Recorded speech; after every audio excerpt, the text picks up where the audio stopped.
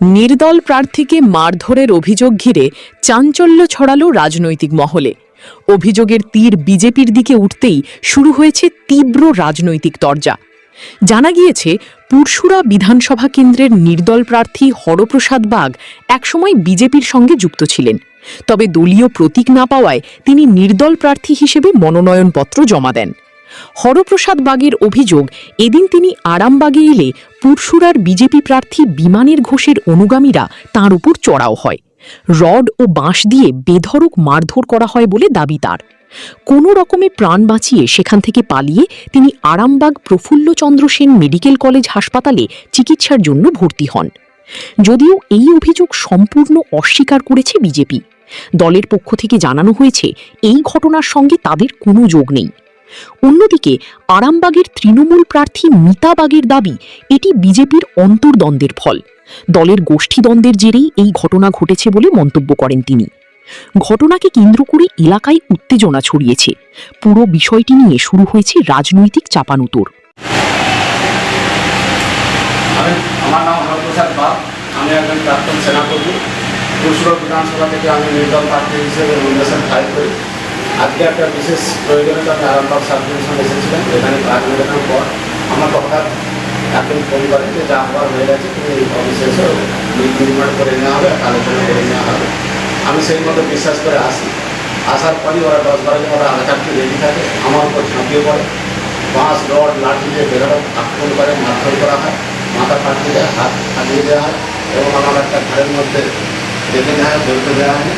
ঘরে আমার যখন শরীরে আরও অবস্থা অবনতি হতে থাকে, কেন ব্লিডিং প্রচুর হতে থাকে। আমার যে গেঞ্জিটা আমি করেছিলাম সেই গেঞ্জিটা পুরো ভিজে যায় রক্ত।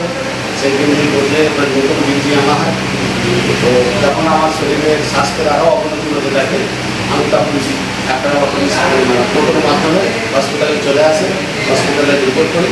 আর এখন হসপিটালে অ্যাডমিশনের জন্য বলেছেন, স্টিচ করার জন্য আমাকে বলেছেন। এখন আমি সেগুলো অপেক্ষা করছি। যেহেতু আমি পুরসুরা থেকে নির্দল প্রার্থী দিয়েছি, তাই বিমানবাবুর মানসিক সন্তুলন হারিয়ে গেছেন। উনি এখন পাগল হয়ে গেছেন।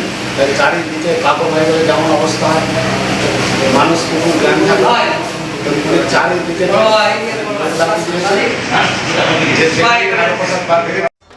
আপনাদের ভালোবাসার আর এক নাম চন্দন জুয়েলার্স। চন্দন জুয়েলার্স, আরামবাগ, সদরঘাট, হুগলি। প্রার্থী কি নাম? হরপ্রসাদ বাগ। আমি ওনাকে মারধর করতে পারবো না। কোথায় মারধর হয়েছে? উনি কি বলছেন? জেলা অফিসে? হ্যাঁ, জেলা অফিসে। উনি যদি নির্দল প্রার্থী হন, উনি তো বিজেপি থেকে অনেকদিন আগে রিজাইন করেছেন। তারপরে পুরসুরায় উনি নির্দল প্রার্থী দিয়েছেন। উনি বিজেপি জেলা কার্যালয়ে আসবেন কেন? উনি সম্পূর্ণ মিথ্যা কথা বলছেন। কোথায় মার খেয়েছেন না খেয়েছেন এসে বিজেপির ঘাড়ে চাপালে হবে? এটা সাধারণ মানুষ বুঝতে পারছে না। আপনি আমাকে বোঝান যে তিনি যদি বিজেপি রিজাইন দেওয়ার পর তিনি যদি বিজেপির এগেনস্টে নির্দল প্রার্থী দাঁড়ান, তৃণমূলের কাছে পয়সা খেয়ে, তিনি আবার জেলা পার্টি অফিসে আসবেন বিজেপির। আবার এটা কোনোদিন সম্ভব হয়? কোথায় মার খেয়েছেন না খেয়েছেন দেখার দরকার নেই। এসে আরামবাগে যখন এসেছেন হয়তো কি করবেন, পয়সা খেয়ে বলে দিলেন আমার নাম, সেটা পুলিশ তদন্ত করে কোথায় মার খেয়েছে। খাঁটি সোনা, সেরা ডিজাইন, বিয়ের সাজে গোল্ডেন শাইন, স্বপ্ন ছোঁয়া প্রতিটা ক্ষণ। ন্যাশনাল জুয়েলারি, সবার আপন। ন্যাশনাল জুয়েলারি, আরামবাগ থানার বিপরীতে, আরামবাগ, হুগলি। বিষয়ে বেধড়ক মারধর করে, কি বলবেন?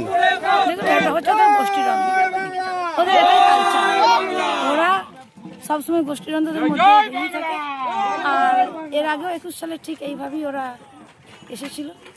আর এবার ওদের যাওয়ার পালা, ওরা বুঝে গেছে। ওরা পুরো ওদের দলটাই খেপে গেছে। পুরো ধরে নিজেদের মধ্যে এইরকমভাবে একটা তাদেরই একটা প্রার্থী তাকে তুলে নিয়ে এসে কখনো মারধর করে। আপনারা জানেন যে ওদের পায়ের তলার মানুষ সরে গেছে। ওরা আর এই পশ্চিমবাংলায় থাকতেই পারবে না। আরামবাগ থেকে তো যাচ্ছেই, পুরসুরা থেকে তো যাচ্ছেই, খানাকুল থেকে, গোঘাট থেকে, তারকেশ্বর থেকে তো যাচ্ছেই। সারা পশ্চিমবঙ্গ থেকে ওরা চলে যাবে। এই যে ওটা ওদের গোষ্ঠীদ্বন্দ্ব, ওটা ওদের ব্যাপার। শিবম মার্বেল অ্যান্ড গ্রানাইট, ঐতিহ্য আর আধুনিকতার মেলবন্ধন।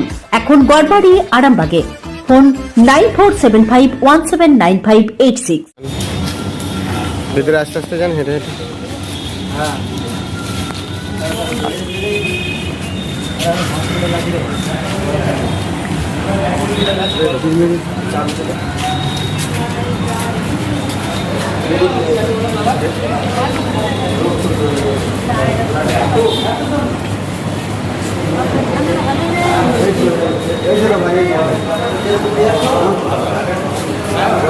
তুমি আসতে পারবে?